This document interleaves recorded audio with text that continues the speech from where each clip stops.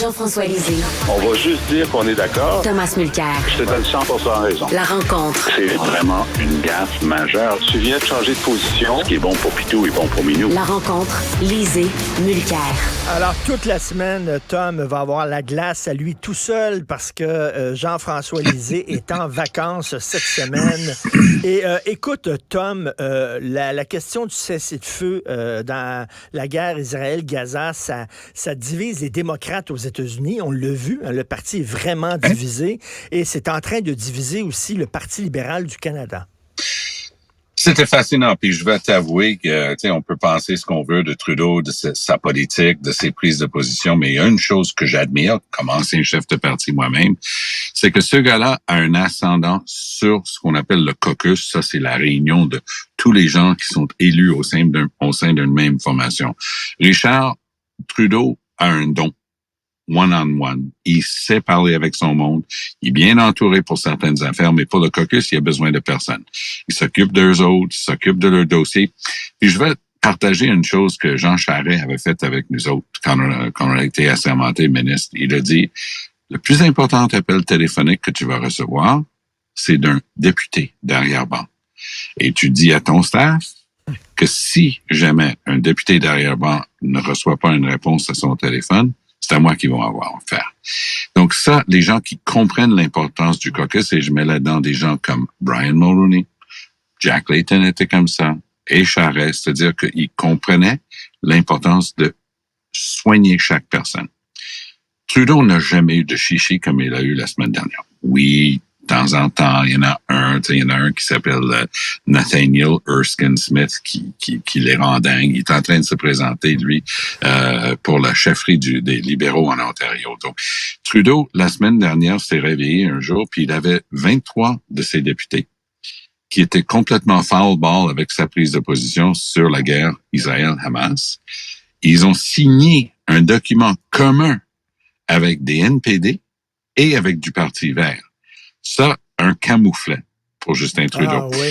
Justin, ben, il a créé un parti à l'image de ses principes sur le multiculturalisme, l'inclusion, la diversité. Ben, ça donne ça aussi. C'est-à-dire que tu peux pas dire que tu as une vision commune alors que tu as invité dans ta tente des gens qui proviennent de background où ça va pas être ça du tout. Donc, l'appel d'un cessez-le-feu, Richard, ça veut dire quoi, là? C'est une guerre qui est en cause. L'Israël a déclaré la guerre à Hamas qui a tué 1400 Israéliens, hommes, femmes, enfants, de manière si horrible que j'ose même pas le répéter. Ils ont dit, on va mettre fin à cette bébête-là.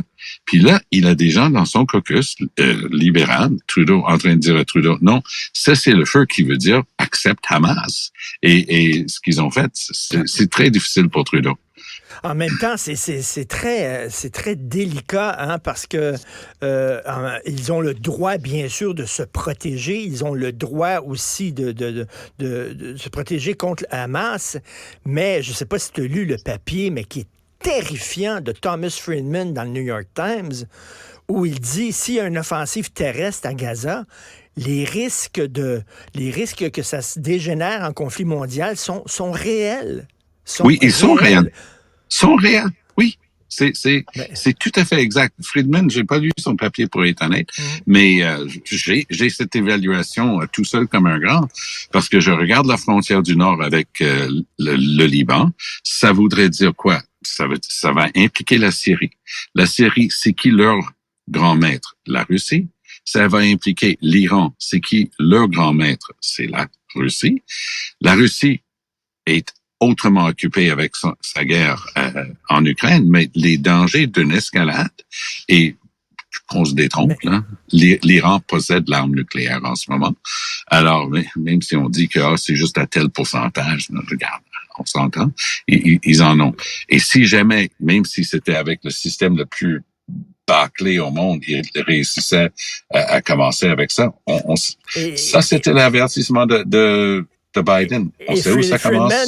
Friedman dit les États-Unis doivent vraiment convaincre Israël de ne pas faire d'offensive terrestre. Là, lorsqu'on dit ils ont notre soutien indéfectible, comme c'est le cas présentement, c'est-à-dire quoi qu'ils fassent, on va être derrière eux. Je ne crois pas que c'est une bonne politique. Et souviens-toi, lorsque les Américains ont décidé d'intervenir en Irak, Jean Chrétien a dit, je m'excuse, mais nous autres au Canada, on ne marche pas là-dedans. Nous autres, au Canada, on est indépendants. On n'est pas le petit caniche des États-Unis. Peut-être que le Canada pourrait dire aux États-Unis, excusez, on soutient Israël, mais pas de façon indéfectible. Et on dirait que de Chrétien et de Jacques Chirac, on se souviendrait pas de beaucoup de choses qu'ils ont faites. Et on se souvient tous d'une chose que les deux ont décidé de ne pas faire. C'était de mettre les pieds en Irak. Et c'est tout à leur honneur. Le gars qui a souffert terriblement, parce que par ailleurs, c'était un excellent premier ministre britannique, c'était Tony Blair, qui était le chien de poche de George W. Bush sur cette question-là. Mais ici, il est clair que l'Israël va répliquer. Ils ont déclaré la guerre, ils ont dit ils vont éliminer.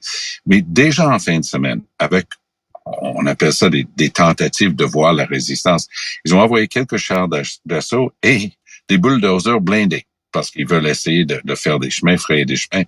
Ils ont été détruits tout de suite par Hamas. Et ils n'ont pas dit leur dernier mot, Hamas. Ils sont super bien équipés. Une minute, là, c'est parce que si Israël est attaqué à la fois par le Hamas puis par le Hezbollah, ils ont beau avoir une bonne armée. Écoute, ça risque de dégénérer et c'est vraiment très inquiétant. Donc, tu vois ça, toi, sous quel œil, cette division-là au sein du Parti libéral? Est-ce que c'est une bonne chose qu'on ne fasse pas bloc autour de la position de Justin Trudeau?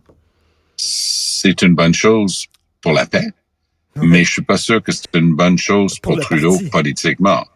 Et il a créé cette bébête-là. Rappelle-toi sa fameuse déclaration. Lui, il était tout fier de le dire.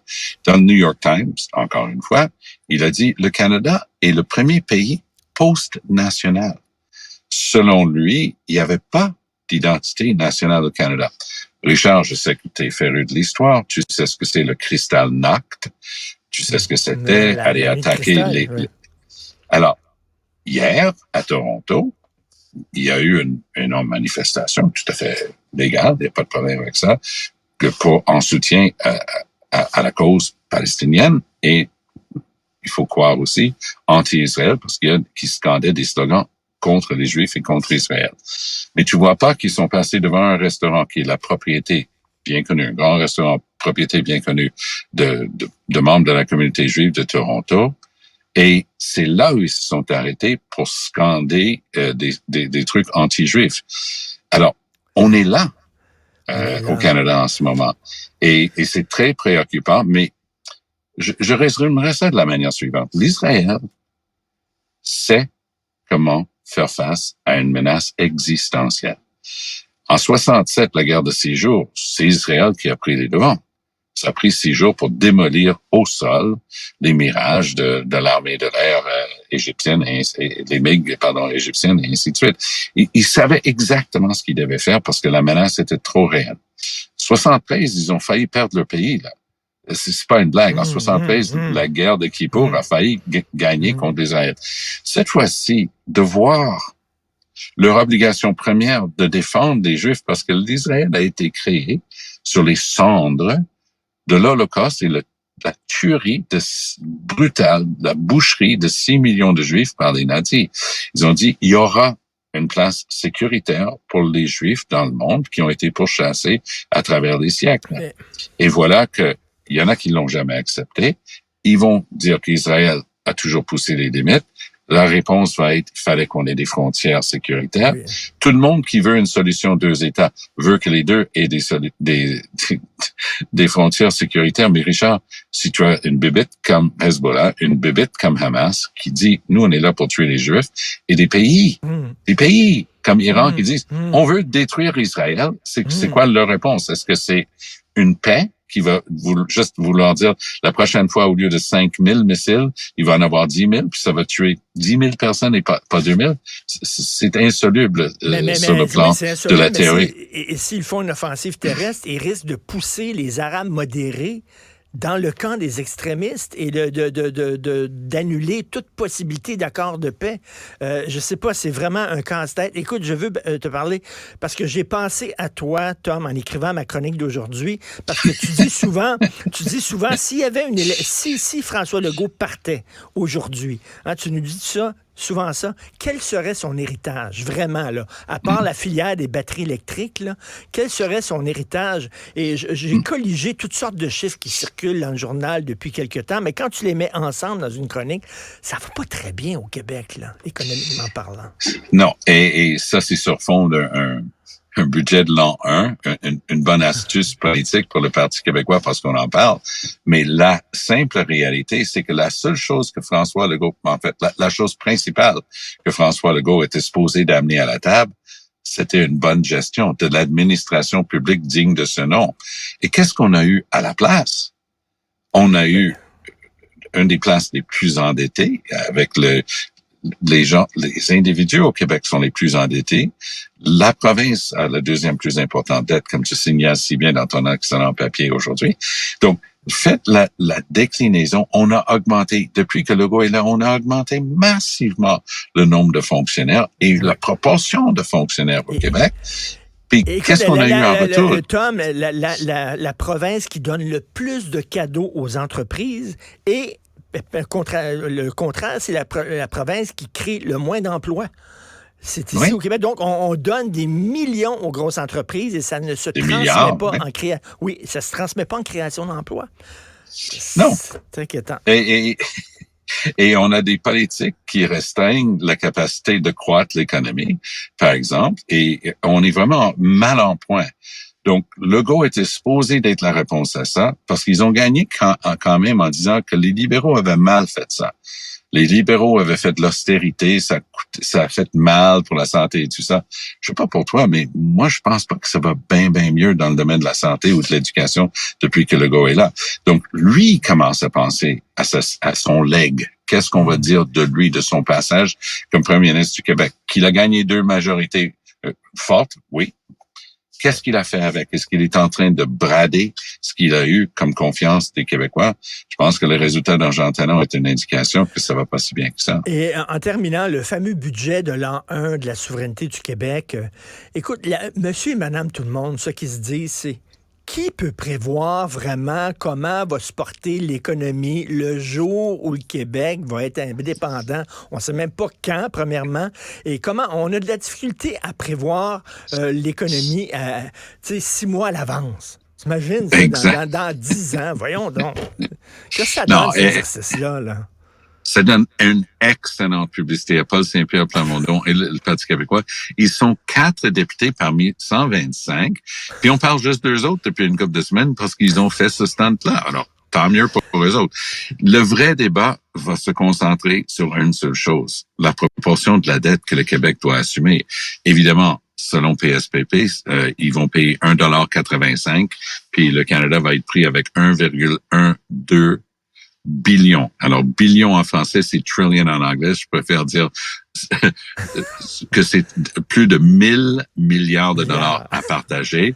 Là, eux autres, ils disent, juste un petit bout pour le Québec. Oui, c'est comme Daniel Smith en Alberta qui dit, on va prendre plus de la moitié du pactole de la pension de retraite du Canada pour une province avec 4 millions de personnes. Ah, ouais? T'as 10% de la population, puis t'as plus de 5... Mais ça c'est l'exercice, parce que quand c'est juste sur du papier comme ça... Mais pour reparler de monsieur et madame tout le monde, Richard, j'oserais dire ceci. Les gens que moi je croise, ils ont du mal à mettre du gaz dans leur char. Ils ont 50 piastres de plus de dépenses par semaine pour leur épicerie, ils y arrivent pas.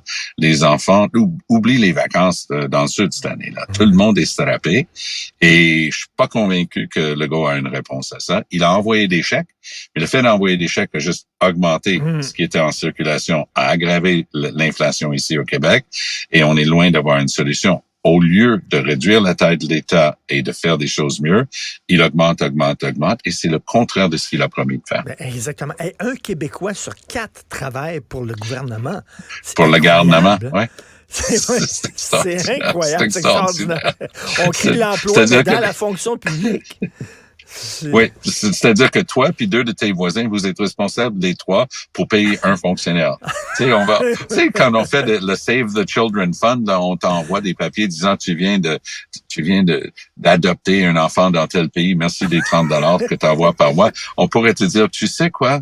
L'agent de recherche et de planification socio-économique au ministère des Transports, il te remercie parce que c'est toi qui payes son salaire. Oui, c'est ça. La génération de mes parents, ils achetaient des petits Chinois à l'école. Là. C'est Alors là, ils achètent des fonctionnaires. Des fonctionnaires, voilà. Merci, Salut. Tom. Bonne journée. Salut. Merci.